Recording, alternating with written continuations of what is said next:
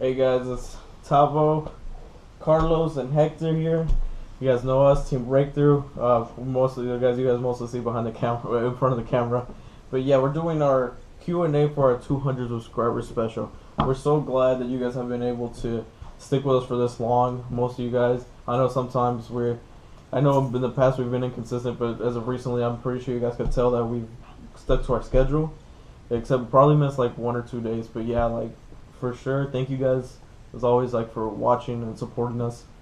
Yeah, 200 subscribers. I don't know. We've been doing this for almost 4 years, and like it sounds bad when you say it that way because we're doing it for so long. But we have never been this consistent. We would upload from like every other week, and it'll be like one video. So it's fair enough, that people don't support us. But we've been putting the work in. We've been putting our videos out every week. I mean, every day for the past 2-3 weeks now. Yeah. And so we got the best response ever. Like as we speak, this is our 200 subscribers special. But as we speak, we're at 233 and counting. We're almost halfway through the 200 mark. Yeah. Already. So sooner or later we're gonna be making 300, 400. Hopefully, one day 1,000 and even more. So thank you guys for all the support. We really appreciate it. And so yeah, let's get right into the questions. So the first question comes from Gabriel. How do you know this, man? How do you not know how to pronounce it? Okay. So anyways, the question says, what do you guys do before a big event? So Hector, kick us off. Alright, so before a big event, I don't sleep. I usually look at my deck. I look at my deck a lot. I play his hands. I ask them to play games if they're with me, or if they're not, I just play a bunch of hands again. I spread the deck out, look at my list. I mean, because if I'm playing a deck for an event, like I've been playing it for a while. So, but it's still just like the last minute things like you still think about last minute changes. But yeah, that's what I do. It's a lot of anxiety. I don't recommend it. Yeah, what I do is usually I'm the one that goes to sleep the earliest out of all of us, which is not early to begin with because I still only get like 3 or 4 hours of sleep. But yeah, we play test like the night before. I try to go to sleep, but then I hear these guys laughing or whatever, and then I wake up. Play test a little more, then I finally I get really sleepy and I get knocked out. But yeah, just wake up in the morning, try to go get some breakfast. If we're outside of town, we'll most likely stay in a hotel. Sometimes the hotels have breakfast, sometimes they don't. And if they don't, we're gonna be starving until like lunchtime. But for the most part, if the hotel offers breakfast, we get breakfast at the hotel, and yeah, we go to the venue. What do you do? Same thing. Like most of the time, I think there's only been maybe Houston regionals. Some of them that we don't stay at each other's houses or something. Most of the time for big events, we're always together, and like we probably go to sleep around 1 to 3 a.m. Like not even 1. We say we're gonna go to sleep at 1, but we end up staying up until like 3, 4 in the morning. Like for YCS Houston, I know we were getting a little restless, so we decided to walk to the corner store.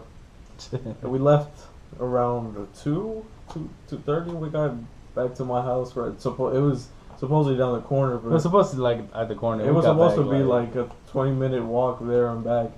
Turned into an hour and a half walk. It was crazy. That's crazy. That's a story for another video. So let's. Second question says, how do you guys get ready before an event? Okay. Before an event, probably the same thing. We wake up and we try to wake up early on time, but like there's always one of us or two of us that don't want to wake up because we fell asleep so late. But for the most part, we always do wake up, like no matter what. We have to get going. We try to eat breakfast at the time, but 99% of the time, if you guys see us at an event, we probably haven't eaten breakfast. We probably just gotten out of bed and just went straight. Which is not recommended, to be honest, because you want to get some rest because you're gonna have 8 hours stuck in a room thinking. So it's not recommended, but it just happens. Anxiety happens. How do you get ready for an event? Get ready for YouTube is a huge part of that. Like I just look at other people's decks, I analyze, I compare, like just testing with the guys. Like what it comes down to is you try to be as prepared as possible, but you can never be prepared for somebody being lucky, which happens a lot to me. So yeah. For the most part though, how the team in general gets ready for events, we try to find out what events we're going to. We try to find out as soon as we can, and then we decide, okay, can we go to this event or are we going to this event? And then if we know that we're gonna go to this event, we start as soon as we decide, okay, we're going to this event. It could be months before. We start getting ready. We start deciding what decks we're gonna play, and start analyzing the meta, making meta calls and making tags, like deciding tags here and there. The week before, we try to put in 20 to 25 hours of playtesting. So that means 5 hours each day with 1 day of break. And it has it's good because that way you don't overstress yourself, but it gets you enough playtesting. But you can never have enough playtesting. So if you can playtest more than that, always playtest more than that. Also, if you guys find tags, I know it has happened to us a lot of times where we see cards and we show it to people and people laugh at it. Don't feel discouraged. Playtest the card the most. Like if you think it has potential, playtest it and then make your judgment. Because that's how people discover like text, and then you top it and then you spike up the price of the card and congratulations, you play with the second market. So yeah, so do that, guys. That's recommended. Playtesting as much as you can. The third question says, do you guys do anything else besides Yu-Gi-Oh as a group? Yeah. No, Yeah, we do everything. no, basically. we don't. Don't like me. No, it's just we as if you guys, I think if for the people who have watched us for a while, you guys have seen us three mostly for the most part always together. This is because we all graduated together. We went to high school together, and so I think we've known each other for probably. I know me and Carlos known each other since 7th grade. I've known Hector since probably 9th, 10th grade. Mm-hmm. And now we're 2 years out of high school. And so it's been a pretty long time. So we've mostly we're friends. We're not just team members. Yeah, we're pretty comfortable around each other. Actually, we were friends way before Yu-Gi-Oh. We didn't stop playing Yu-Gi-Oh until junior year. So I knew, like he said, I knew Helm since 7th grade and Helm in 9th grade. So, it just happens that we all got attracted into Yu-Gi-Oh. But we were friends before that. So, whatever else is going down, we most likely inviting each other. I don't know, if a party's going down or something, we'll probably invite each other or whatever. And, We watched the debate together, Hillary and Donald. Some things, we like comedy, so we watched it. So. we Things we do together as a team. Yeah. we watch SpongeBob at 2 in the morning. Before an event. We really do. When was it?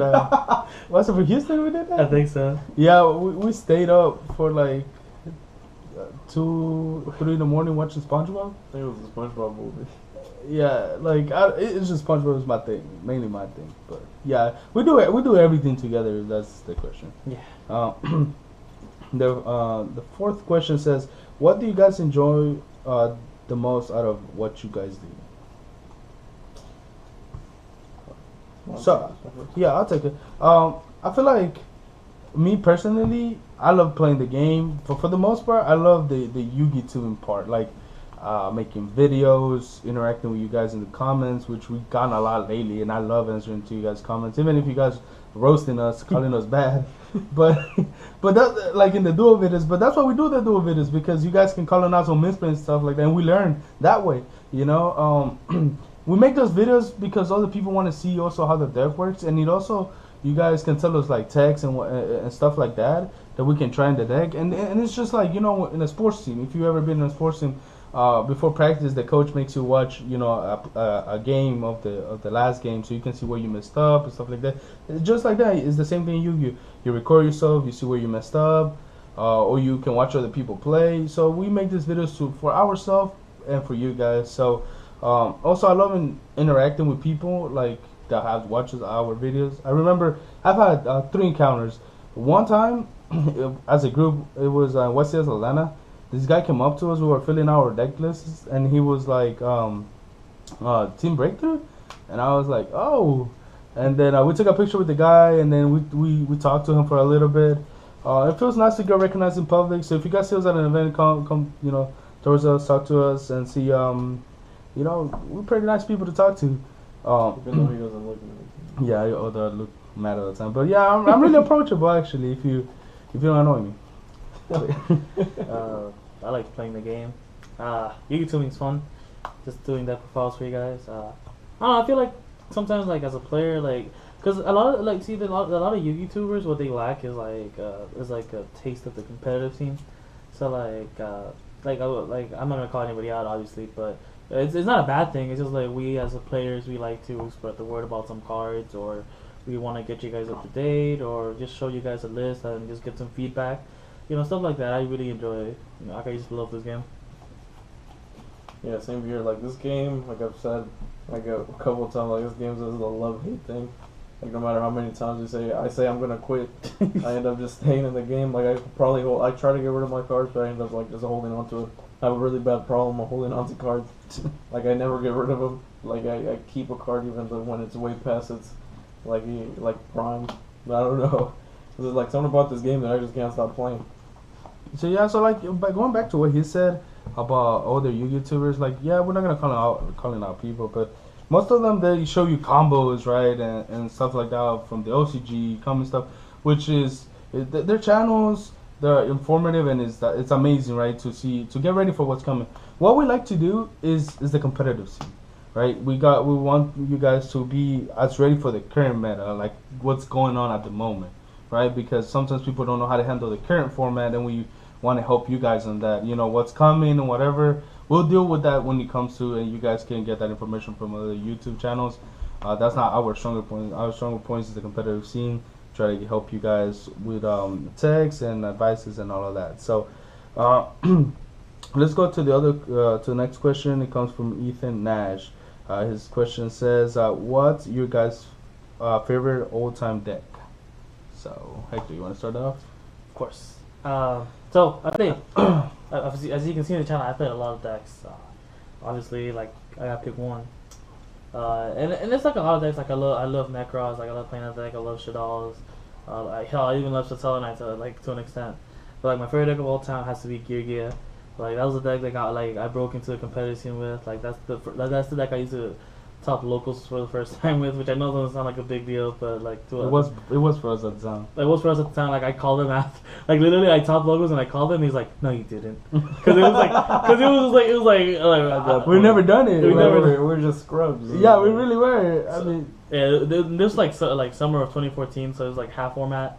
And so I was playing like a Giga Kirk Curry version, but my deck was bad, bro. Like my deck was bad. But just the fact that it was like it rewarded you for playing like ignorantly. So like I just got to like that was, like I enjoy it. Like even like nowadays I still try to play that deck even though it's not good. I remember a couple months ago I tried to play the Brilliant Fusion version with like that was all off the top of my head. It was because that one trap got released again, right? In the what's it called? Giga Accelerator. Yeah. Like that card was at 3 again. So I was like, oh, maybe I really saw the potential in the deck, but it had no potential. That card was dead. But yeah, that was my favorite all-time deck. I'm pretty sure if you guys go all the way back down the list, you'll probably see what the second profile on the deck on the channel was of my 6 Samurai deck. It was a budget build supposedly, but yeah, like 6 Sams is a love child for me. This is like I remember the first locals I think I went to was it was Heroes. I ended up buying, that's like a local card shop that here in the Houston area. Check them out. Yeah, Heroes Collectibles. Remember I looked online everywhere. I couldn't find like 6 Sams. I remember seeing a video about it. And I just went everywhere looking for it. Then I found this place on because Heroes Collectible. I call them up. They say they have it. I made my dad. This is the point where it was in 10th grade. I made my dad drive me down there. I bought 3 structure decks and the blue sleeves. I remember because those blue sleeves. At the time I didn't know that you were supposed to switch buy new sleeves. Every single time they got messed up and my sleeves were like marked, damaged. So I'm like, yeah. For me, I have 2 decks, and I know we said choose one, but this is really hard. And I chose to go last because I'm going to take a little longer. But I'll try to summarize as fast as I can to you guys. So I have 2 favorite decks. And for the most part, I love how they play out. I really do. But it has a lot of sentimental value to me. The first one is Spellbooks. Now, I started playing Spellbooks as soon as we got into Yu-Gi-Oh! I played with 2 structure decks. The very first time we went to that locals that he's talking about, Heroes, Which, by the way, again, if you guys ever in town or whatever, go check them out. You're probably gonna see us there. We stay there Saturdays, Sunday, Fridays. Yeah. So yeah. Anyways, so I joined tournament for the very first time, and I lost to Spellbooks, right? And like I just got shreked. I was playing two Dark World structure there. So I mean, what do you expect? But what happened was I decided I wanted that deck. I didn't know how expensive it was at the time. I just said I want the deck. So my birthday was coming up, and I had just barely gotten my car, so that's how we used to carpool to the locals. And none of us had a job, none of us. And so it was my birthday, and I remember Helm and an old teammate called Calixte, if you guys remember him. They both bought me as priestess each when they were 50s each. So keep that in mind. So like that, we had no job, so they used the little money they had to like give it to me as a gift. So that means a lot to me. I can't remember how I got the third priestess though, but I think we pulled it actually. Yeah, we used to go to. I remember I wanted it so bad that we went one time to with William to Target, and we bought out all the special what's the special edition? No, what was it used to called? It was special edition. Yeah, they came with 3 packs or whatever of the set the priestess came in. I can't remember, but to make long story short, we pulled that one, so that's how I got the third one, and then he had the better trades too, William, so he picked up most of the core, and that's how I got my first competitive deck. As we speak, I have that deck full rarity. I'm not playing it, but it's just sentimental value sitting there in my trade binder. And then the other one is Cosmos, because when Cosmos, first I didn't like Cosmos, and then Destroy got released, and I was like, you know what, I want to play this deck.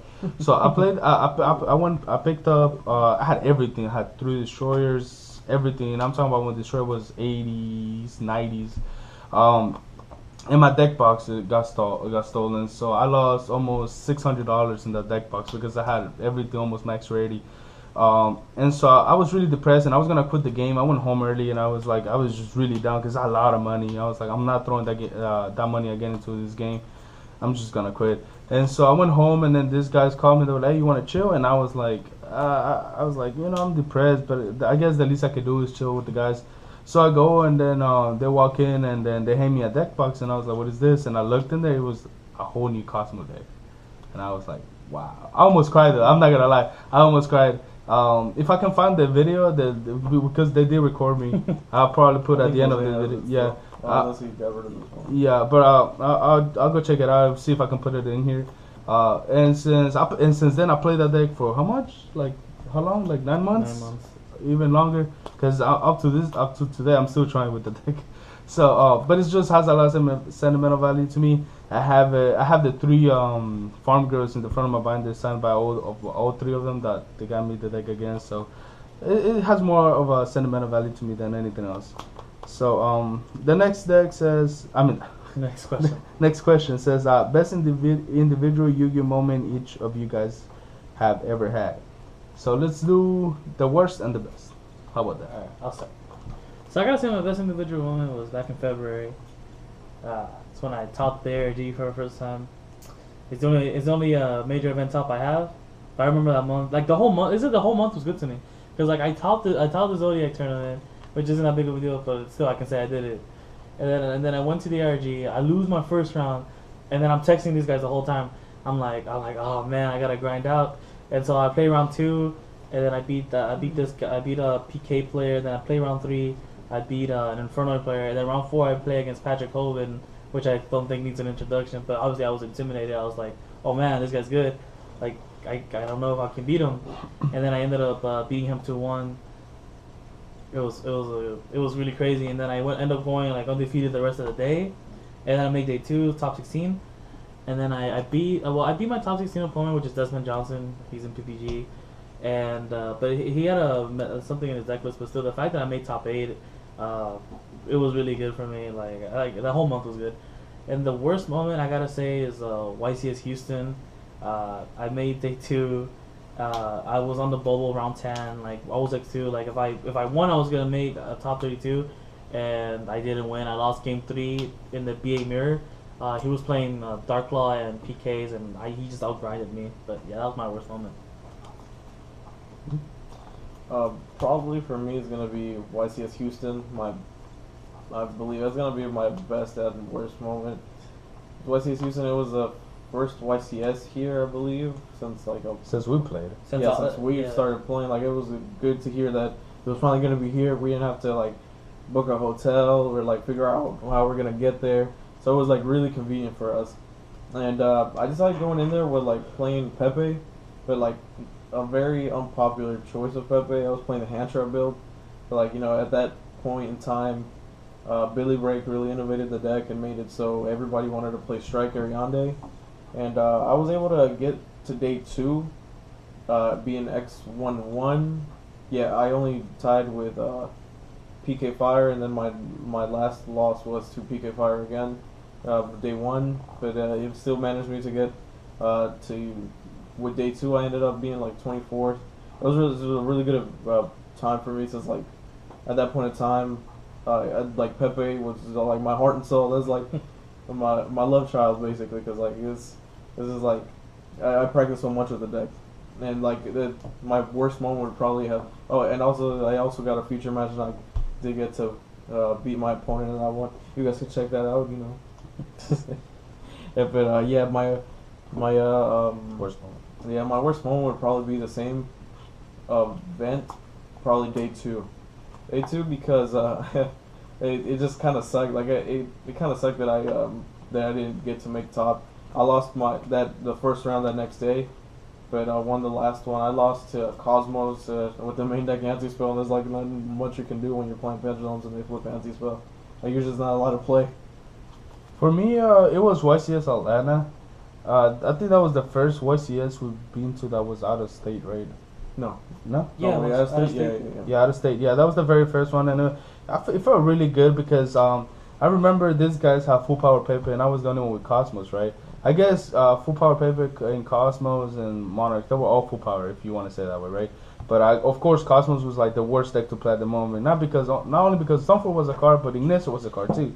Ignister, a card that can be busted out every turn, right? So what happened was I was undefeated up to round 5.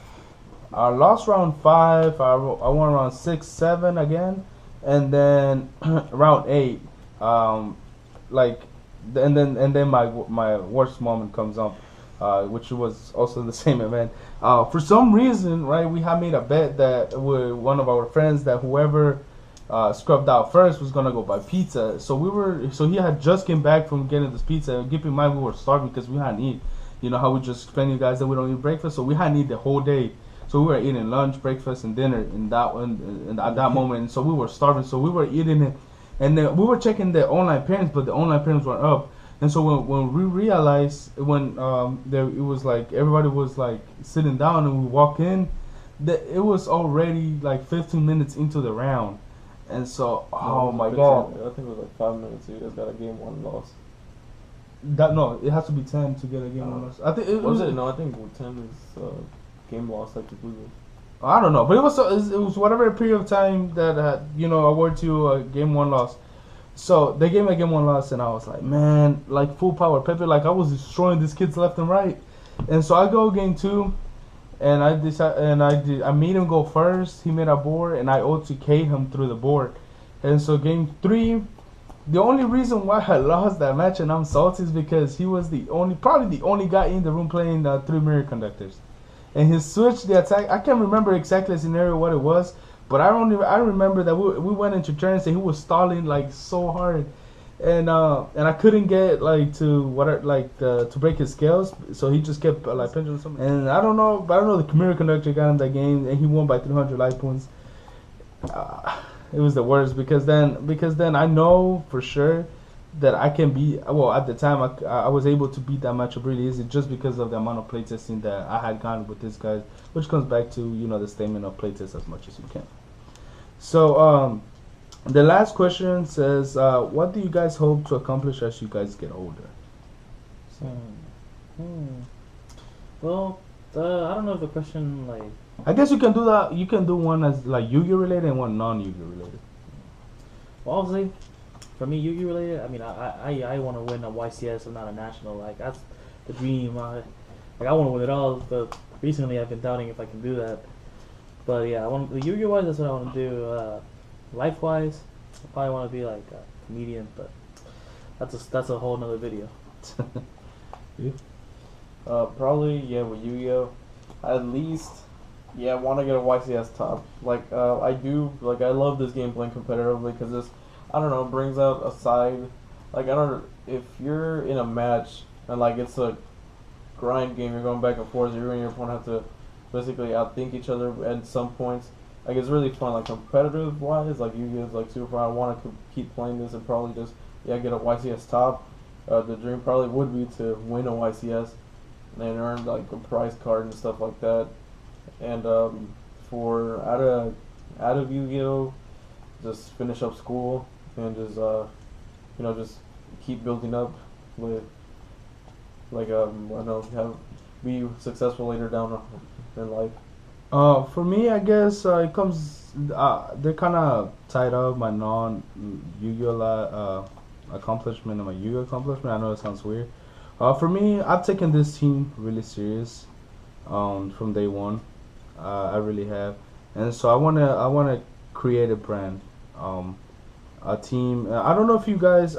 We got this kind of like I got this kind of mentality because I watch a lot of Call of Duty like videos. I know a lot of people. Call of Duty has a lot of haters, but you guys know teams like pro teams that play League and other teams, right? Like esports teams. So I want to create something like that. You know, a team that has a branch in a card game like Yu-Gi-Oh.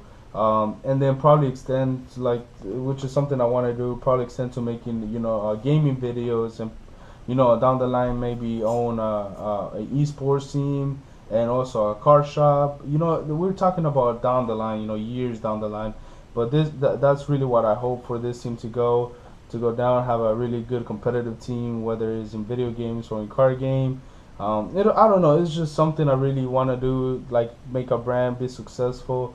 And then I guess in life, do that, like have a business, or just I always wanted to be a pilot, maybe be a pilot or a computer engineer.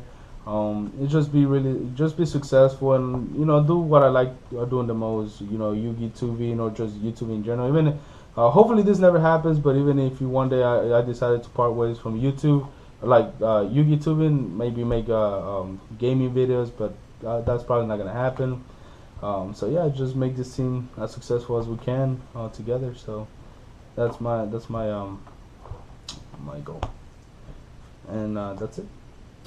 I think we pretty much covered everything. Should we address that one? No. What? Anyways, we hope you guys enjoyed this video. Alright guys, but thank you guys for watching this. But before the video ends, if you guys have watched this far, thank you guys for the continued support. And for the new people, just expect more content from us.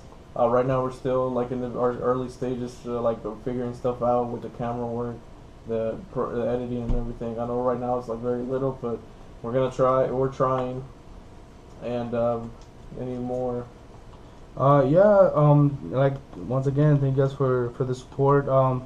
Also, team changes, team roster changes happens here and there, and it doesn't mean that we ended in a bad what's it called, bad terms, whatever. Something life happens, or stuff happens, and things don't work out for several reasons. So if you guys later down the line see some team roster changes or whatever, just additions or people that leave the team, don't worry about it.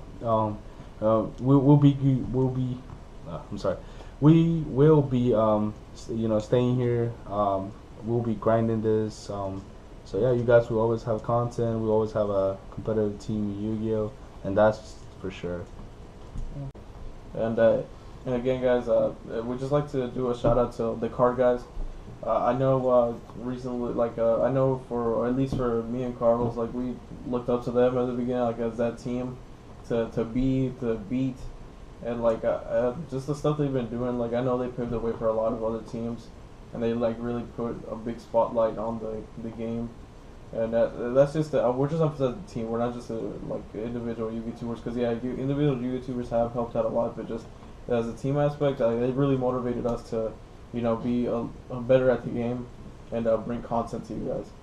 Yeah, I don't know if this video is gonna get to them, but if they do, shout out to you guys, the card guys, because I did look up to we kind of still do look up to you guys. You guys have put a lot of effort. You guys, I can relate to you guys because I've seen the work you guys have put into to everything to get to where you're at. And I'm sorry for the latest things that have been happening to you guys, but things will get better.